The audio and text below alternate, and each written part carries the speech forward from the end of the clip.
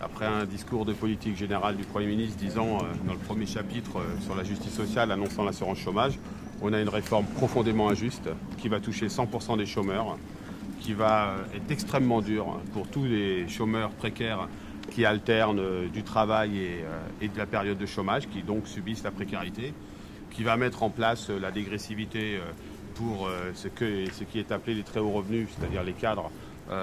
au bout de 7 mois, ce qui, on le sait, est totalement inefficace pour le retour à l'emploi,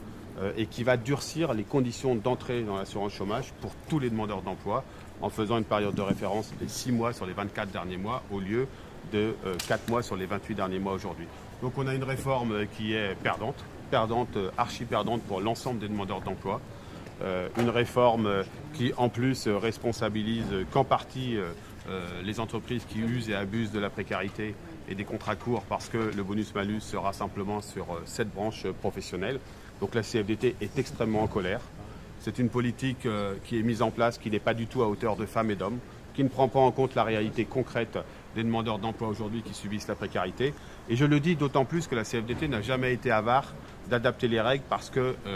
à la situation du marché du travail, aux besoins de l'emploi et des demandeurs d'emploi. Aujourd'hui, nous sommes abasourdis de cette réforme qui est, je le répète, profondément injuste. Dernier point, il y a un élément positif, c'est un renforcement de l'accompagnement, y compris la fin de la suppression d'emplois à Pôle emploi et le renforcement par 1000 agents à Pôle emploi. C'est le seul élément sur lequel il y a une appréciation positive.